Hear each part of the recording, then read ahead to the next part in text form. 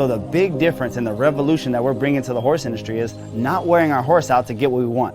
We use simplicity and communication to get everything that we want out of the horse. If you try to make the horse learn your language, you may have success, but you're gonna have to make every horse along the way speak your language. If you add a little pressure to yourself and you learn how to speak the language of the horse, then you can talk to any horse around the world. Anytime you get a chance, you should come down and see us.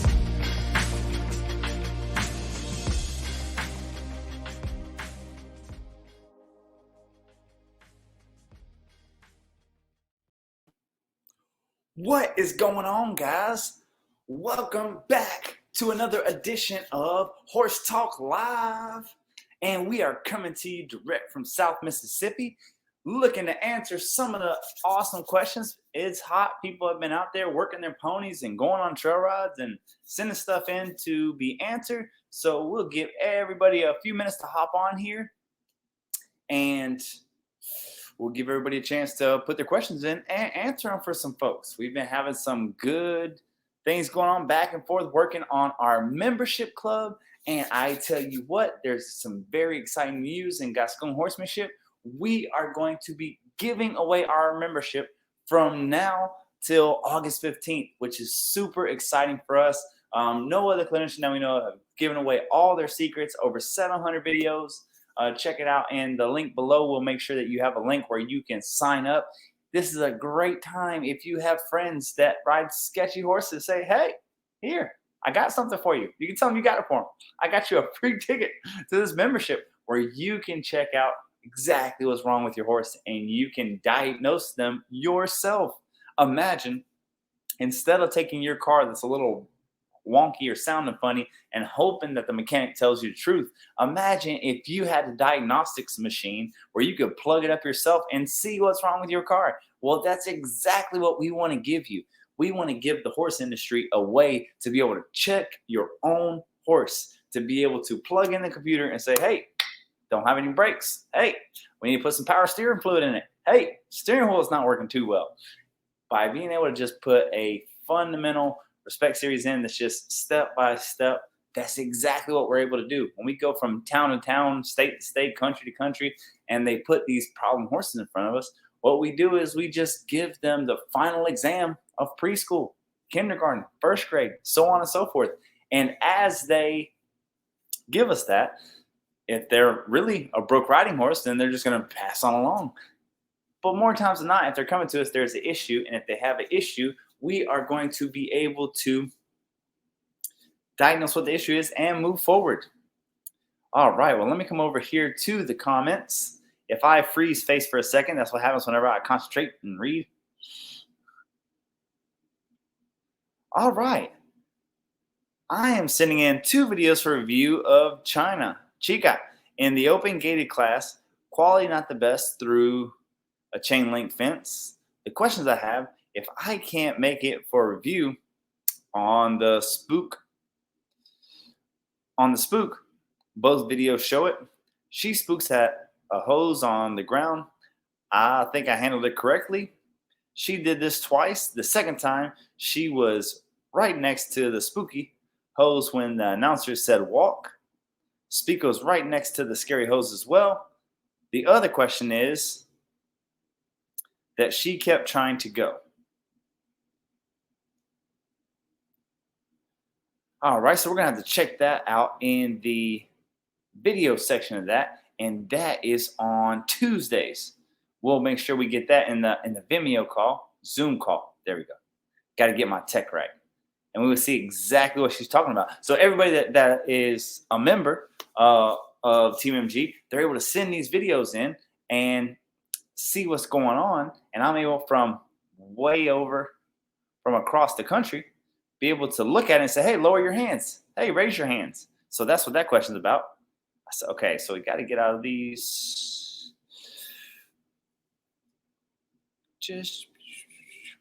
I sent in another video of Fireball trotting and then asking him for the canter. I know I'm holding the reins too tight. We have been practicing, but just checking him is not working. Smaller circles is not working. As soon as I check and release, he sticks his head up and his trot sucks for me. We will keep working on it. My question is, how do I keep myself from reacting with holding the reins too tight? I tell myself to keep them low and loose, but when I watch the video, it's obvious that I'm not. The answer is sitting back is really what allows you to be on that loose rein.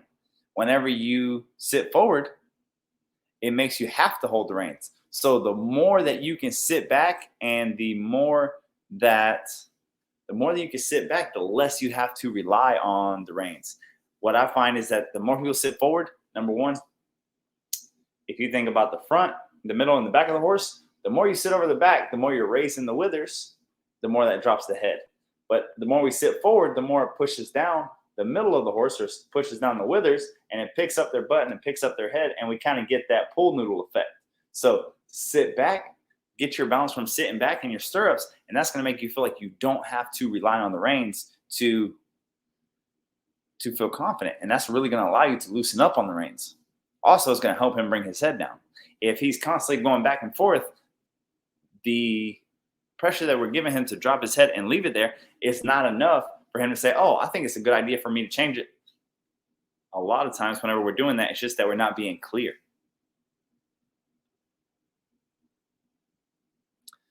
Maya is getting over excited when I try to root with her. I try to ride her with root her with other horses, ride her with other horses, autocorrect. I'm thinking her past life as a speed wrecker has ingrained in her that she must race. Any tips on getting her over this hurdle? I just want the trail ride on a relaxed walk with her. Yes, Miss Patty.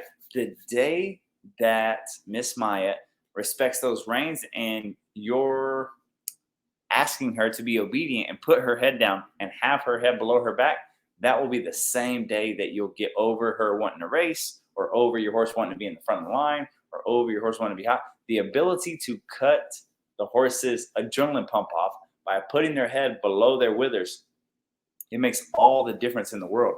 So many of my Western buddies, I say, hey, how do you get them to drop their head? Oh, we just work the horse, and whenever it's working good and relaxed, then it'll drop its head.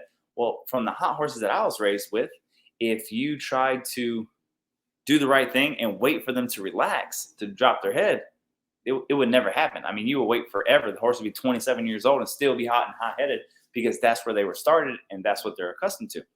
So instead, we show them how to drop their head. And once we have their head down, then then I can relax. Then you get them to relax. And if you say, well, no, it's just too ingrained. It's this, it's that. Dogs have a lot of things that are ingrained in them. Chase the cat, fight with the dog, run away, do all these things. When the obedience overrides their urge to go bite the cat or run off with their doggy friends or run away from you, when the obedience overrides that and they have more respect of the obedience than they do the urge to kill the cat, they don't eat a cat anymore. So it's the same exact thing with riding. They have to respect your wishes of them dropping their head more than their wishes to be up front.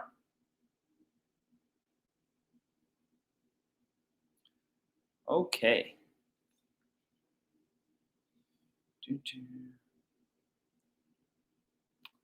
Going down here for more questions.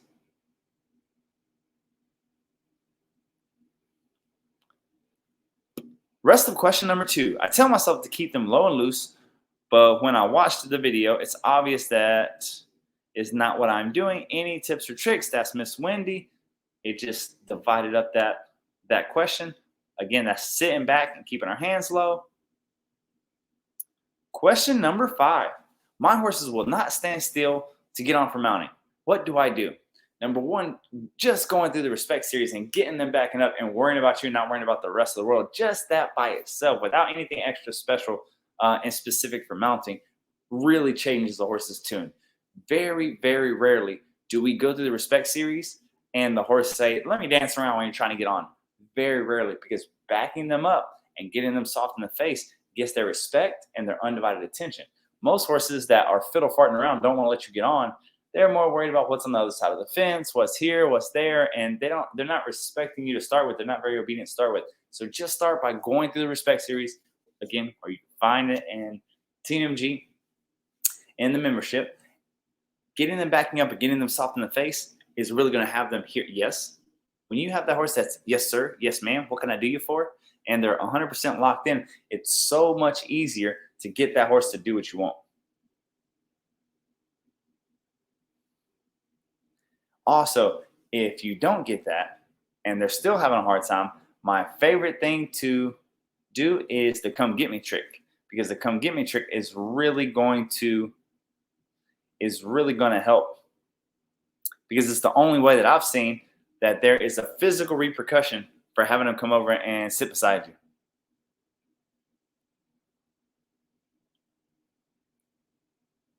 you. All right, looking through the questions real quick.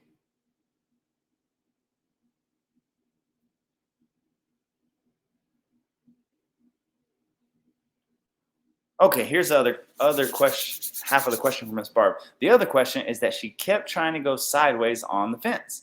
I know our consistency was out, but all in all, she did pretty well for her first time. Okay, so we're talking about Miss Chica going to a horse show, to an open show, and her being scared of the hose on the fence and coming off of the fence. Your horse, by the time that you get them in a show, and by the time that you get them where they're thinking about coming off of the fence, whenever we're talking about obstacles and the horse running away and doing this and doing that, left and right, facing the fear, that's how you get yourself not hurt. That's how you get yourself from not getting run away with, bucked with, ran with, because when a horse rears, they're rearing on their back feet. When a horse runs off, they're pushing off with their back feet. And whenever they're bucking, they're pushing off with their back feet, catching with their front. All those things happen in a straight line.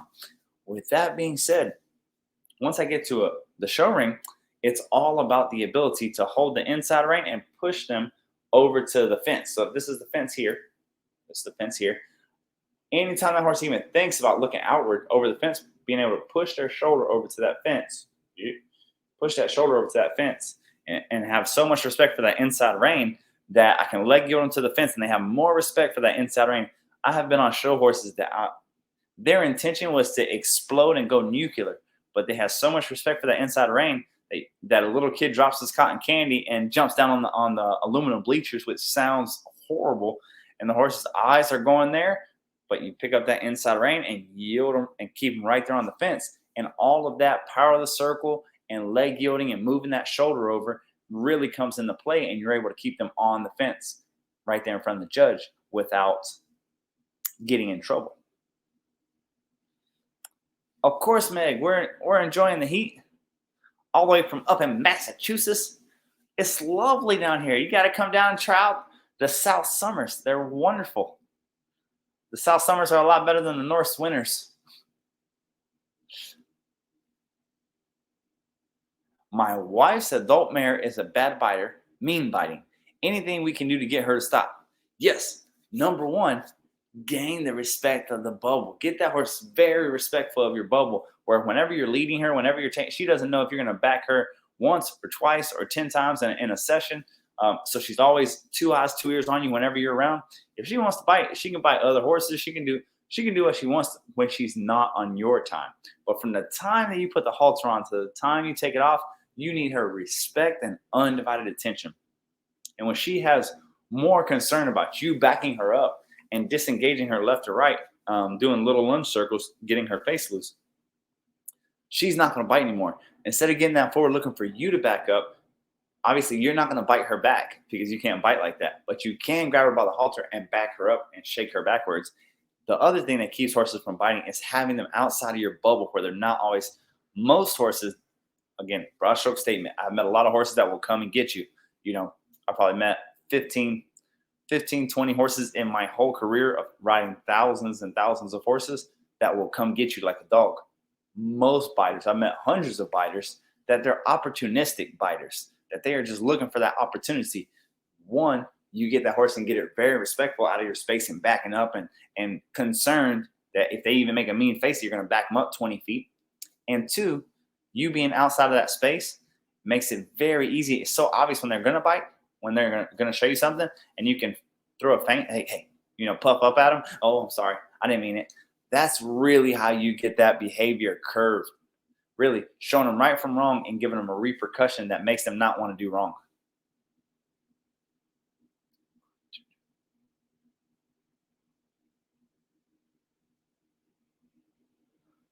All right, so Joe's saying, it's all on the ground. Absolutely. In the saddle, great when she's tied up. Yep. So I've seen this behavior before. And again, it's all, think about this. When the alpha mare is pushing in on the other horses, how does she get them to back up? She charges them. She gets the bite. So we just got to change that narrative and get her backing.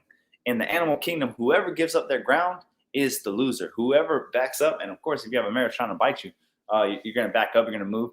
We need to get her backing before she can get us backing.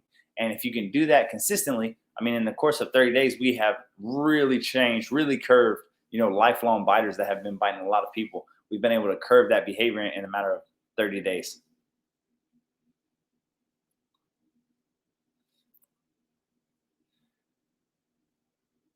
All right. Miss Carrie here says she has a biter as well, and the Respect series has helped her immensely with this. Absolutely. Them biting is them putting pressure on you, and they're getting a release whenever you back up or whenever you go ice yourself. If we can get them to back up, they're not getting that release. It's going to curve that behavior. Really glad to hear that. All right, Miss Amber. My gelding has a hard time backing when asked. Going through the Respect series, he just plants when I ask for him to back, and I have to get really aggressive with the halter and lead line to get him to move away. All right, a couple things here. If you're getting really aggressive in your mind to get that horse to back, but he is backing, if you could take it to that level, but then immediately come back and try softly again and intensify, he backs up, stop. Try again, intensify, stop. The second you see a back foot, a lot of times we miss the signs. We have a horse that doesn't understand how to back or is kind of disrespectful, and we miss the little signs. The harder they are to back, the quicker the release is and the more obvious the release is. And then we start, no matter how much we pressure them, we start softly again and build until they're going to take that step backwards. The next thing, if you feel like you're getting too aggressive or you're getting too strong and you still can't get them to back up, try some long lines. Put some long lines on that halter and put it on your halter and put the long lines on him and get behind him. And now you have your whole body able to work him in a way that you're not getting right up under him. Because you start shaking that halter, and if that happens, people end up getting too close where that horse can threaten you or really muscle up into you. Versus if you are behind the horse and you're 10 feet, 15 feet behind the horse with long lines, and you are asking him back and you can bump him persistently, well, now you can use your whole body and bump on him, which energy-wise for you will be a lot less energy and a lot less hard work. But for the pressure you're putting on the horse will intensify, even though you're not. It's easier on you and harder on him. The name of the game is the least amount of effort on us, the least amount of mental pressure on us, the most amount of pressure on them, so that we can release that pressure and not be giving them a lot of pressure all the time. We don't want them laying on us. We don't want them just blocking us out. The horse that won't go won't whoa. If the horse won't back for you, he doesn't have brakes. And even if you are riding that horse, a lot of people do ride horses that they can't back. You're riding on borrowed time because that horse, if he doesn't have enough respect to just simply back up out of your space whenever you're standing in front of him, that horse doesn't respect you enough that if he gets uncomfortable in the saddle, he will take you for a ride. All right, next one up. While on a trail ride with others, my horses starts acting up. Should I ask them to wait while I regain focus with spirals and hip yield, or let them go on? All right, Miss Mellody. So for us, and again, it's different. We get paid to go on unpleasant rides. But we have an unwritten rule amongst us trainers that if somebody has an issue, they work their horse and let the other ones go on so the horses don't get herd bound. A lot of times people are trying to fix horses on the trail to not be herd bound, but we as human beings are herd bound. We feel like, okay, I got to hurry up and do this. That's not how horse training works. Horse training is, I'm going to work this no matter what until it's fixed, until you say yes, until you yield, until you give. So a lot of times the two don't go hand in hand. So either you allow them to go on and you work your horse, or you say, okay, I have an issue with this. You do your best to get through the ride, and you really school on the thing that you needed whenever you get home. So say the horse is kind of acting up, but you don't feel really in jeopardy, but you don't want to leave your friends either. You want to stay right there with them. Well, then you're kind of like in a catch-22. Just remember, on the trail, what did you lose? Did you lose your brakes? Did you lose your steering? Was the horse's head too high? Well, whenever you get home and you have all the time in the world and you feel like, hey, this is my only focus, drill and drill and drill on that thing and make it second nature, where for most of us, it's the horse's head popping up and them getting stiff. Well, if the horse gives me that during the trail, and say like I'm on a guided trail ride, and I have to watch my clients and make sure nothing happens to them, well, a lot of times I can't fix that horse right there because I'm on the job. And yes, I'm on a training horse, but I gotta make sure that I stay with those folks to make sure that they're okay. Okay, no problem. I'm gonna make sure that horse doesn't do anything to me. But whenever we get home, the next ride that I give that horse, it's gonna be all head down, pick the ribs up, put the head down, pick the ribs up, put the head down, get softer, get easier, back, 200-300 feet of back, and put your head down, drop your head down. The next time that I go on the trail, I'm gonna have him so soft that if I just pick my reins up, he's gonna be burying his head, ducking his head to get softer and easier. So those are your two answers. If you have the cool friends and you know your place and you feel safe enough, send them on and fix it right there. That's what we do whenever it's us trainers out there. But I understand if you're with your friends or you're in a place that you don't want to be left by yourself, or you're just having a good time and you don't feel like working your horse, just remember what you were missing, and when you get home, fix it. All right. We have a Mustang that all of a sudden has decided not to load in the trailer. We have tried tapping her with a lunge whip, grain, hay. She just won't budge. All right, Miss Laura. So, number one, make sure the horse will go through the respect series. I know we keep hounding on that. I understand this. We keep hounding on this, but I wanted to make it real clear.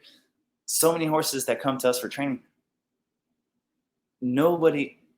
every horse that comes, trailer loading is part of the thing. Very rarely do we go get a trailer and load the horses, because if they'll go through the respect series and they back out of our space easy and they're willing to go through push obstacles and they go through a tunnel and upstairs and anywhere we ask them to go, the trailer is just not an issue. But most people who are having issue with the trailer, the horse doesn't get the pressure well, horse doesn't tie well. Horse, whenever you put a little pressure on it, it's kind of pulling you and dragging you around. And then you're going to a trailer that's enclosed obstacle, and it's just not getting any easier. So one, if you have the time, go through respect series. The next thing, one of the easiest ways is get your little lasso and place it over the horse's haunches, over his butt. One strand will go above his hips, one strand will go above his hocks, and you're leading the horse, and that's on his butt, and you're not going to pull him. You're not going to physically drag the horse on with the lasso. But what you're going to do is you're going to walk on the trailer. You have a 15-foot lead rope, 12-foot lead rope. That horse slows down. Don't even look over your shoulder. Whenever we look at the horse and give them 2 eyes and 2 ears, this tells them to stop. We are predators. Bah! Don't do that. Just keep walking. Let the lead rope slide through your hand. When you get to the very end of that lead rope, then we can turn and address it. With no butt rope, no anything, just doing that fixes so many horses. Most people step up above the horse takes a step back, and then the person turns and faces them and then tries to pull them on. There's just nowhere to go. We're up and above them. We've killed all of our momentum. Just keep walking towards the end of the rope, number one. Number two, your horse has already made a habit of this. He's stopping. Walk to the end of that rope. Now, as you're walking to the end of that rope, you have the lasso in the other hand that's on the horse's butt. Goose him. You know, whenever you're a teenager and somebody pinch you in the butt in middle school, like, hey, that's what I do to the horse. So I'll have the lasso on their butt, and I'll slide the rope through my hands. And as I'm walking on, just all willy-nilly, no big deal. Do. And right when they even think about putting any pressure on my hand to slow down, my other hand will go, hey, and goose them in the butt, and they'll step right on behind me. You wouldn't believe how many hundred horses have got on at a clinic or at a show that I just walk right up to them, put a lasso on, got everybody to stop whooping or cracking or beating or whatever ridiculousness that they were trying to do with them. Just put a butt rope, goosed them, and they got right on the trailer.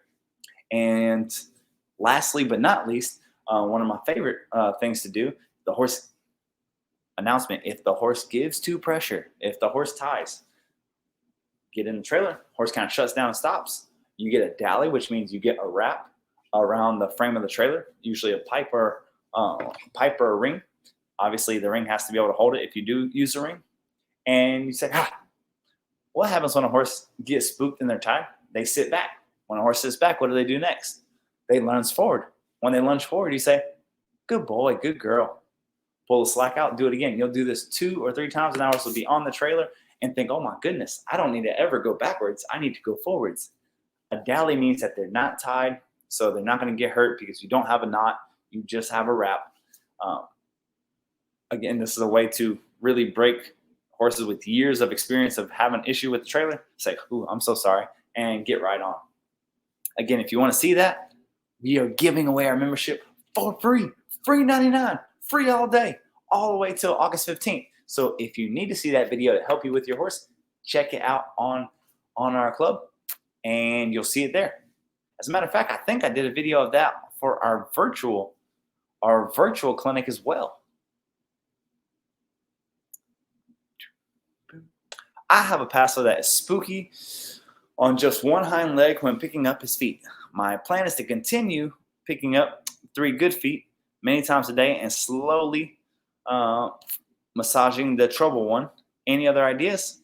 All right, Miss Donna. So one of the things, especially when they get a little feisty with those legs, a lot of times we try to do it by hand and use our hands. The problem when we use our hands, they get that little break and they take it away from our hand and they get a release. So if you could put a rope, especially, like a 15-footer around their leg or in between their legs and kind of get it where no matter where they kick, what they do, even if they pull a rope from, it's still touching them, that will get it over the easiest. And then you don't have to be bent over. Then you don't have to be doing all these things. And you can pick up that leg and release it and pick up that leg and release it, but do it all with a rope where that horse, no matter if it kicks or snatches or jumps or blah, blah, or hops this way, whatever it doesn't find a release. So many of us are getting issues because we're going too mano-y-mano. We're going tit for tat with the horse. You don't want to do that.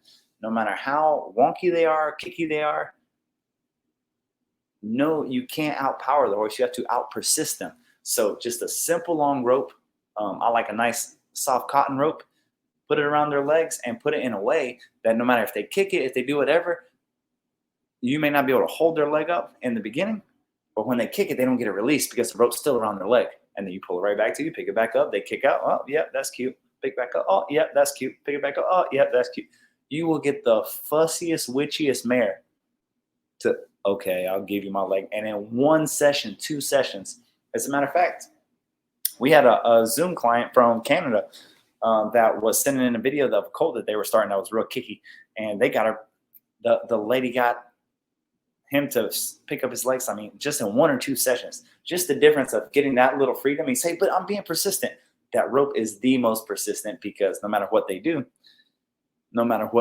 you still have that contact.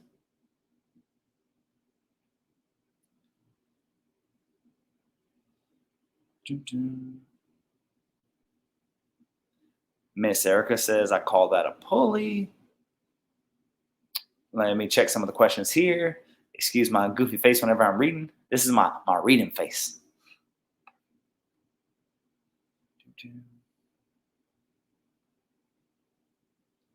Just running through the comments here. How to handle when you're holding a horse for the farrier while he's trimming and the horse keeps trying to nip at you. Well, so most farriers are pretty hardy. So if you correct the horse, usually it's not too big of a deal because, I mean, to be a farrier, you got to be pretty tough. So they're kind of used to that kind of stuff. Don't let the horse nip you. Don't let the horse bite you. If you need to hold it and keep your elbow pointed towards the horse and your hand away, at least you have the point of your elbow that you can bump towards that horse. Really, that's going to stop it. Don't let the horse wrap his face around like towards your love handle. Don't let the horse put his face all on your chest or your arm or the back of your arm. Right, that hurts so bad. That little meat right behind your tricep, that hurts real bad. Point your elbow in that direction so that whenever he goes to nip you, he gets bumped. But most farriers, I mean, they're hardy. They understand that. New comments. A rope even for a front leg? Yes, Miss Jessica. Absolutely, you can do a front legs are even easier because the front leg, you can pick it up and release it, and then you can hobble it up with that same rope. You can pick it up. Whenever you go to pick up a front leg, pick it towards the side, and the knee is gonna give, and you can hold it up, and that makes it easy. And then whenever you want to go from that, being able to pick it up and release it, front legs are easy because once you have them bent, then you can go around the ankle and the top of the leg a couple times and put a slip knot. And now you have the horse where he has to learn how to stand on 3 legs. And you can do that for 2 minutes a day, 5 minutes a day. Makes it super easy. Front legs are the easiest to get the ropes on. Again, if you're not on the membership, I have a video on how to hobble up a front leg. It really helps. But yes, absolutely, get that ring rope or that rope with a bowline on it and suck it up around that front leg. Then you don't want to try to pull it forward where they're strong. You want to pull it out to the side, and then it's going to bend. The second you get it out to the side and then pull it up towards where the cinch is, it's going to bend. And you can start by doing that. And with that rope, you're just going to be so much more persistent than your Mustang's going to be. Because even if the Mustang tries to jump away from you or get away from you, say he's not tied, and he tries to jump away from you, you just make sure you have a long rope and keep picking up and releasing, picking up and releasing.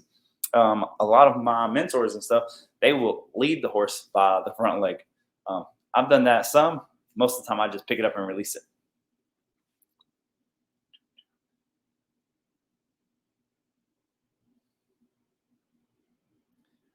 All right. Miss Lori, when trying to get my horse out of the pasture, the other horses crowd in and will kick or lay ears. I can't always get a halter on because mine is trying to get out of the way. I use a flag to back them up, but they come right back. Any suggestions? The others are not mine. All right, Miss Lori. So that can be a little tough. I always feel bad for the folks who are like in boarding situations and have multiple horse moms and dads around, and your horse has to kind of play nice in the group, and it's kind of like not wanting to discipline somebody else's kid, even though they probably need a little come to Jesus. Don't get yourself in a bind. If you need to use a flag stick or get after them, or hell, even take a lunch whip with you, make sure that they respect your space in your bubble, because at the end of the day, the most important thing, you don't want to hurt nobody's feelings. You don't want to reprimand nobody's horse. Your safety is the most important thing. Don't get hurt trying to be polite. That is ridiculous. And I see it happen to folks all the time, that they don't want to reprimand somebody else's horse, or they don't want to get after them because it's not theirs. And in turn, they put their own body in jeopardy. The flag stick is a great idea. If anytime that you pick up a flag stick and there's not enough respect of it, and this is anything that you try to do with a flag stick. If you're trying to pressure a horse and they say, it's just a flag stick. Oh, okay, 1 second. I'll be right back. Grab yourself a lunch whip or a carriage whip, a long one. That's going to give you the distance that you need. That's a 1,000-pound horse that wants to kick or bite you or run into you. That lunch whip is going to give you, 12 feet of distance, 15 feet of distance, and allow you, hey, respect my bubble, stay out of my space. If you have the horses that are that pushy in the field, definitely take something with you. I have seen people hurt real bad just catching horses in the pasture because they go out with some big horses that are very disrespectful. And I had a client that she had a warm blood and a thoroughbred, and they were arguing when she went to catch them. So she went to step in the middle of them, and she got caught right in the cheek by a double barrel from a thoroughbred. Just flush in the face. There's just no reason to put yourself in that position. She lived and she recovered. Boy, she looked rough for a long time. She had a hoof mark right on the side of her face. Oh, gives me goosebumps just thinking about it. The sound that made. Nope, don't do that. So treat the horses like they can hurt you, because they can. If you are in that sketchy situation and the horses don't respect the flag stick, pick yourself up a lunch whip. If your facility or your place doesn't allow you to do that, move the horse to a different pasture. Do something. Don't allow your safety to become in jeopardy for politeness.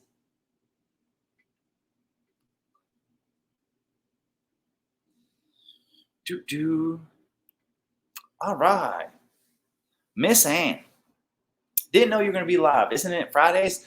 No, we are giving more stuff away. On Fridays, we are doing a virtual clinic. So me actually working a horse, and we're putting that on, and that's on our YouTube channel. We are trying to be busy. We're trying to, I don't know, we got to a place where we're just trying to give this information away. We've seen so many people hurt, so many people injured, so many people come in and out of the horse industry that should have been lifelong horse people, could have enjoyed horses for another 40 years, that we believe that information is the key to confidence and safety. And we are trying to put out as much information, as much good content, because we don't believe this is common sense, and we don't believe that this is, oh, you should know that. No, how do you know that if there's no school putting that information out? So we're trying to be that school. So on Fridays, we are doing virtual clinics where basically it's me and a training horse, and you'll see me work the horse and talk you through what I'm doing.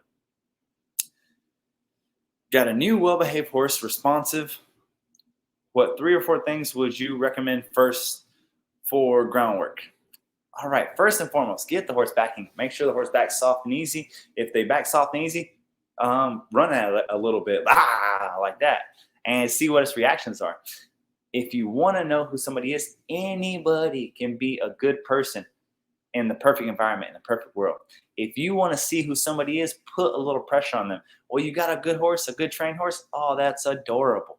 I have gotten so many Grand Prix jumpers and dressage horses and reining horses and roping horses that come in that are broke finish horses. If you put a little pressure on them in a way that they don't understand, or in something that they hadn't seen that's foreign to them, they will lose their marbles. So the first thing that I want to do to test the horse, ask them to back. If they already know how to back, great. If they can back at 3 miles per hour, ask them to back 4, 5. Ask them to back 6. Enough to kind of have them a little wiry. Then you release that pressure. They'll come right back down to you. But if that horse is going to get aggressive, I want to know. If the horse is going to get striky, I want to know. If the horse is going to rear, I want to know. If the horse is going to turn and run, and when he turns to run, he gets so stiff in the face that he tries to pull the rope from me, I just want to know. So start with backing. The next thing you're going to do is lunging in close quarters, real close to you. See how soft the horse is in the face. Can you smack on the saddle and him stay soft? Can he walk around you and look at you at the same time? You wouldn't believe how many horses that are seasoned and broke and this and that and the other and won this much money and traveled all over and thousands of miles on the road. They can't walk a circle and look at you, which tells me they know how to do their job. But if they get spooked, scared, pissed off, in heat, buddy sour, barn sour, whatever the excuse is, I'm not going to have a steering wheel. So I want to ensure that no matter what happens, that horse is so soft in the reins, left and right, that I feel confident that I'm in control, that I can guide it through a tough situation. That's 2. Third thing I would like to do is desensitize them. Throw a can bag at them, pick up a flag stick and go, swing the rope around them. Just get creative and wild. Touch them in between the legs with a pool noodle. Anything you want to. Touch their flanks, grab their tail. See what their reaction is, and don't just kind of go through the motions. Kind of do it in a way that you're kind of looking to get a rise out of them and see how they rise. See what they do when they're uncomfortable. Again, do they blow up? Do they flip over backwards? Do they rear? Do they jump? Do they buck? Or do they just go, ooh, what are you doing? I like that. I like that a lot. Whenever a horse is really spooked to the gills and it just goes, ooh, or it blows at you, a snort never hurt anybody. A horse freezing up never hurt anybody. Big eyes never hurt anybody. It's not a horse's fear that hurts you. It's their reaction to that fear. So that's what I'm trying to see whenever I have a new horse or a horse I don't know. I just want to see, hey, what are you going to do when you get uncomfortable? I really don't care what they know. We can always teach them what we want them to know. So I just want to know who you are whenever you are unmasked.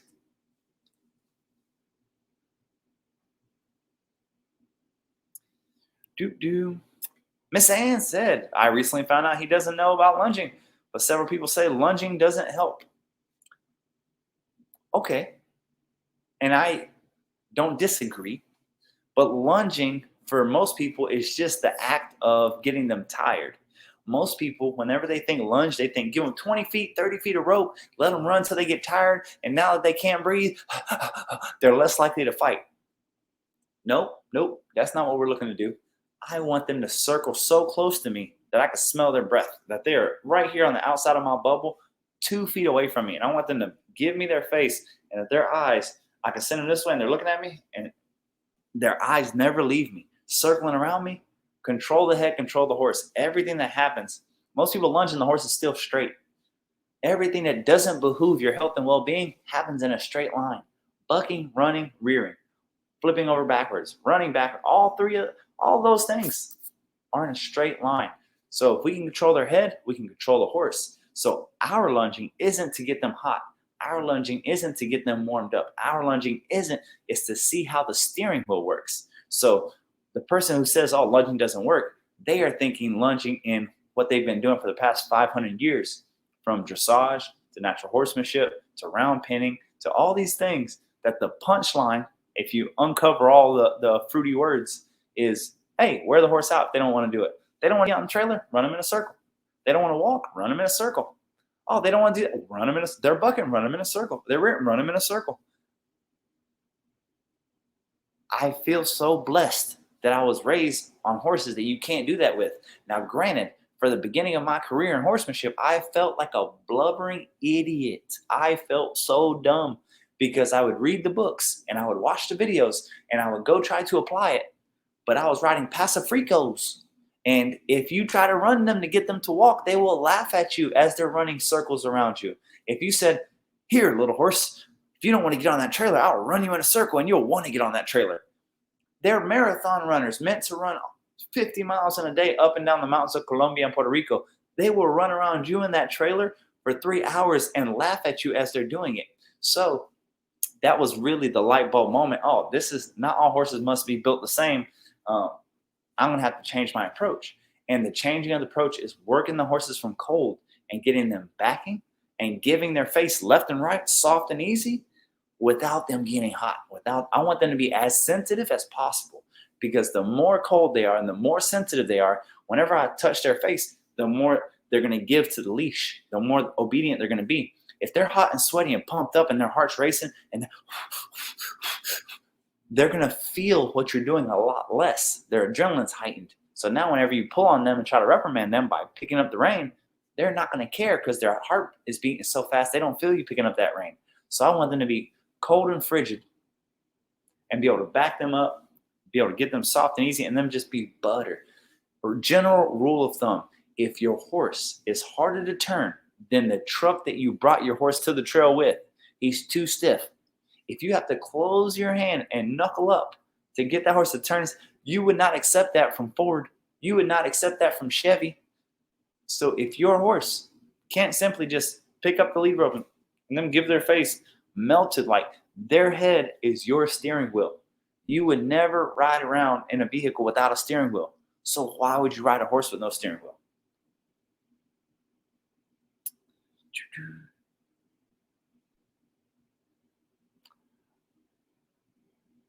I want to come and learn. We would love to have you. I really appreciate that. I try hard to keep it simple.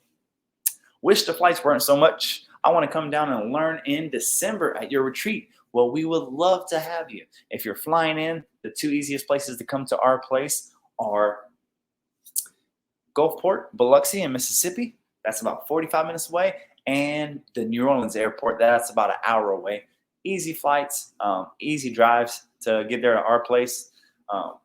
As a matter of fact, we have some exciting news. We have a property under contract that is touching our ranch that is actually going to give us even more rooms for folks to be able to come to retreats. So that is very exciting. Well, guys, I really appreciate all of you all tuning in. If you are looking forward to getting a free retreat or something like that, check out our YouTube channel.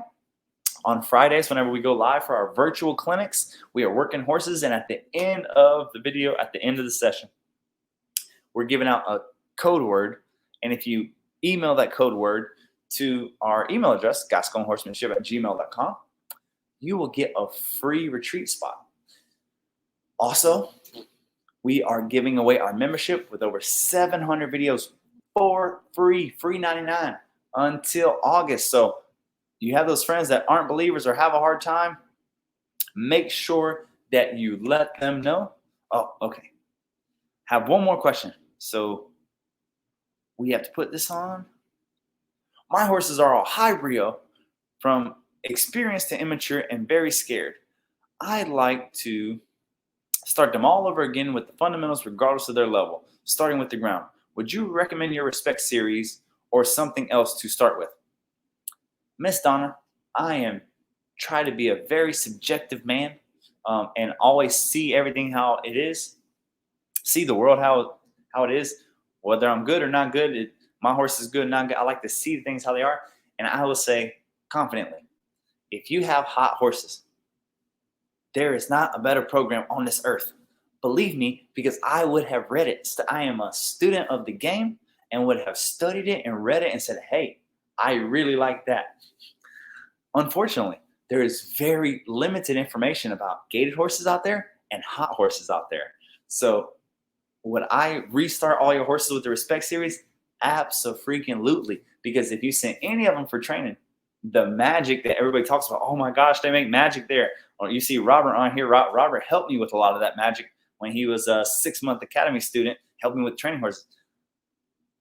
One of the things that Robert would say is, it can't be that simple.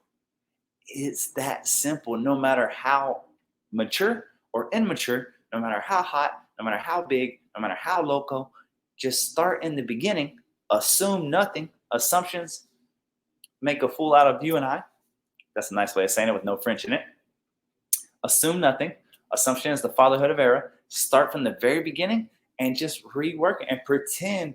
When I get these warm bloods in that are so hot and spooky and this, that, I treat them like the horse that I want them to be, not the horse that they are.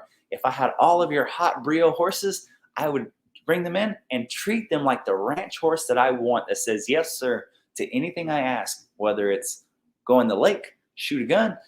I'll be shooting a gun. They would just allow me to and not murder me. Rope the steer, go through the obstacles, go through whatever. The idea of just treat the horse like the horse you want it to be, it's amazing. It's amazing how it goes. So what I suggest for you to try this program with all your hot horses, yes, I really believe that this is the very best program for hot horses in the world. And if anybody on here knows of anything close, put it in the messages, because I will read it and watch it myself because I look for all the information I can, because I am also a student of the game.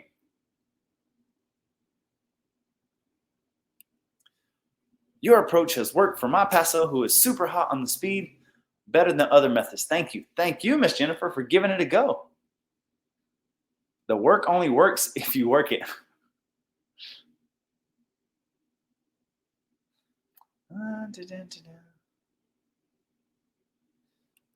Miss Jennifer says, I want a Paso with a lot of brio. Come see me. I have a barn full of Pasos with a lot of brio that are looking for a new home. What do they call it? Their forever home. Oh, Robert, he's the man. Good looking out, bud. I appreciate you too.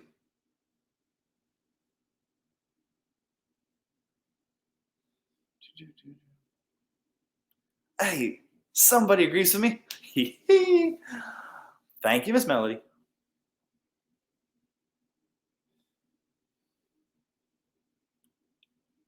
Love trail riding with all 3 of my horses. When I came to the retreat, could not ride any of the horses out solo. Now I can ride all 3 that way.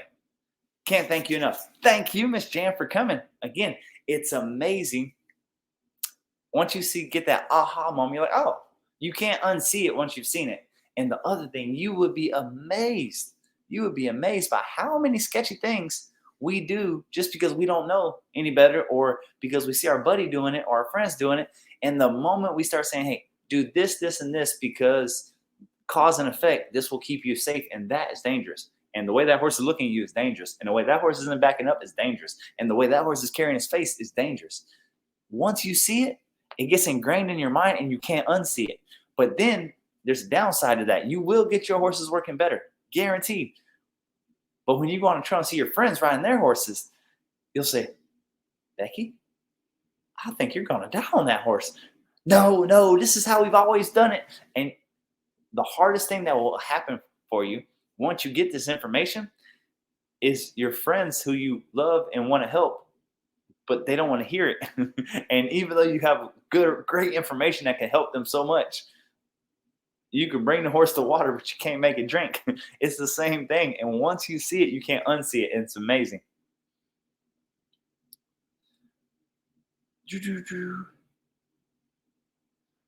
Okay, the wifey said, make sure if you're watching, throw something in the comments random, and we'll draw once it's over. Thank you for watching. Mrs. Gascon.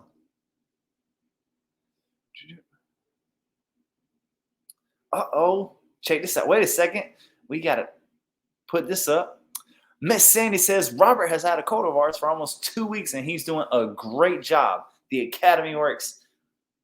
Thank you for putting that on there, Miss Sandy, and congratulations, Robert, out there on the job force, kicking butt and taking names. Doing a good job starting colts out there.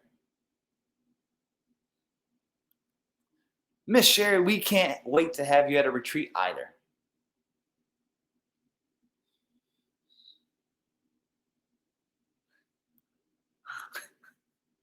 Yeah, my hat, it's pretty warm down here, and my hat needed a break in the washing machine real bad like. Yeah, so this is the normal do fro that I have whenever I don't have a hat on, which is why I always wear a hat. Miss Michelle says she can't wait for us to work with her young gelding, and we can't wait to work them for you.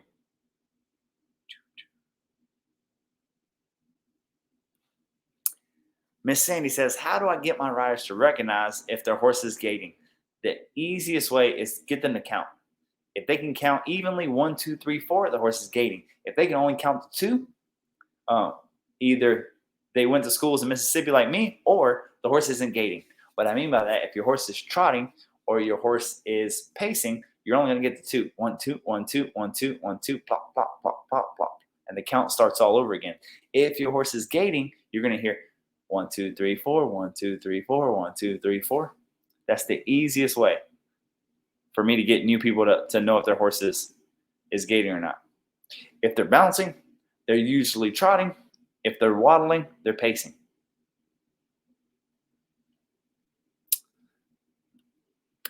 Miss Ronda loves the whirlybird exercise. I do too. You know, I came up with that at a trick riding clinic in the middle of nowhere, Missouri, and they had some donkey of a horse that somebody was trying to trick ride on. That horse had a hard time just riding, just going.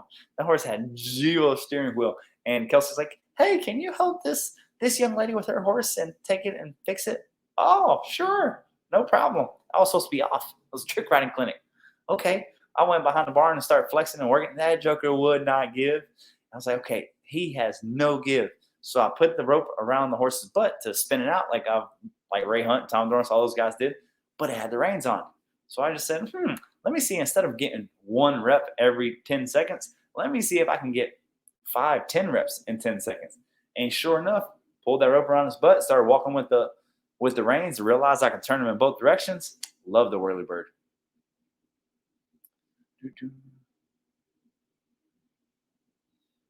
All right, going through these comments.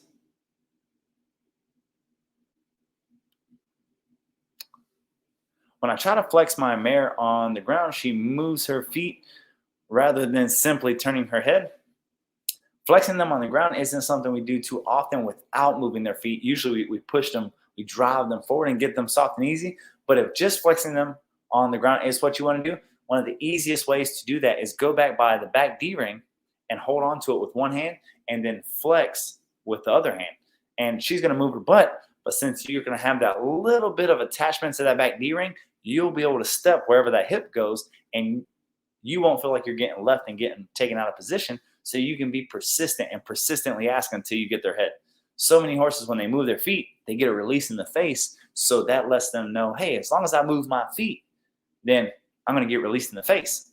Very quickly, they say, oh, touch my face, I'll move my feet. So if you don't want that, if you can grab onto the back D-ring or the back of the saddle with one hand, and whenever that hip moves, move your feet with their butt so that you can keep asking them to flex until they give you the answer that you were looking for.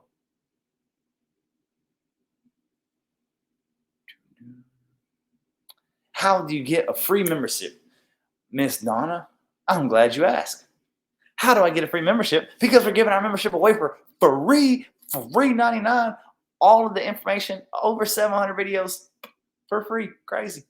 Check out the link my wonderful, beautiful, darling wife will put in the comments somewhere, or just go to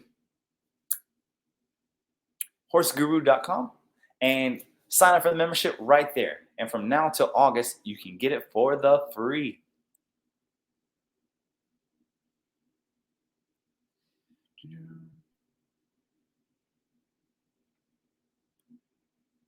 Do you have any advice for a horse with summer hair loss? We are treating him for allergies and fungus. This is a tough one, especially with the heat that we're getting. We do a lot of grooming. We do a lot of bathing and making sure that they are just clean as can be. Something that you can do is you can get the dollar store, between the dollar store Listerine, really gets rid of fungus. You can use that when bathing. Put it on there for a couple minutes and wash it off. Another thing, the dollar store dandruff shampoo, like Head and Shoulders. You get the dollar store version of it.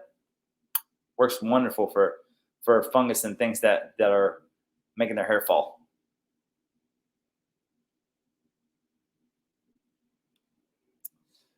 If using the whirlybird, is it better to use with a snaffle bit instead of a solid bit? Yes, ma'am. So the whirlybird is the exercise that's left and completely lateral, left and right. Whenever you're doing left and right work, that you're really trying to get that horse lateral and broke loose left and right, 3 levels, 3 stages are halter, a snaffle, or a snaffle with shanks. Those 3 tools and those 3 tools alone are really built for left and right in our program.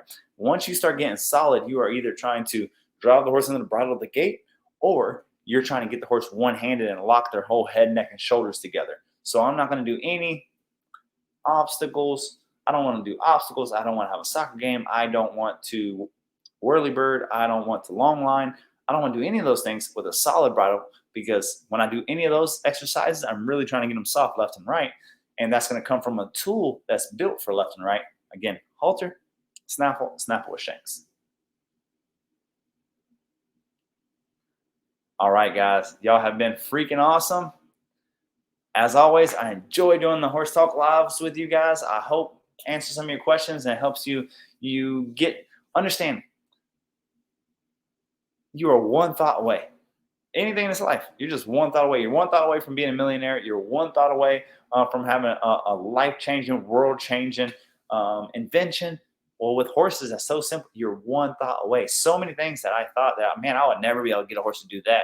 I'll never be able to get a horse, to rope to get one-handed. I'll never learn how to work with my spurs. I'll never learn how to slide or do this or do. Just one thought away. Once I seeked out the information, seeked out the mentors, and have somebody tell me this is how you do it. Oh, okay. From then on, I have the information in my head and I can use it. So a lot of times, if you're frustrated with your horse or you feel unsafe or unconfident, frustration sets in where information runs out, and confidence comes from the understanding and the practice of doing it. So if you are unconfident and you're feeling unsafe, it's because there's something that you don't know. And if you will allow us, we would really try to help you fill in the blanks and figure out what it is that you are unconfident about, what it is that you're not understanding, because anything that you are scared of is just because you don't know how to do it. Because if you knew how to fix it, just cause and effect, I do this is going to happen, you will not be afraid. You will not be unconfident. So if you are feeling any unconfidence, there's nothing wrong with that. It just lets you know we need to seek out that information. And fortunately for us, we are here, we have the information, and we want to give it to you. Well, guys, with that, I hope you have a wonderful evening, and I will see you guys next week. If you want to check out our virtual clinics, it's going to be at 7 o'clock on our YouTube channel, on the Horse Guru. And again, if you're there and you get that special code word at the end of the video, you're the first person that sends it in. We've already had a couple winners that got a retreat spot, so don't miss your chance. $3,000 opportunity there for you. All right, guys, have a great day.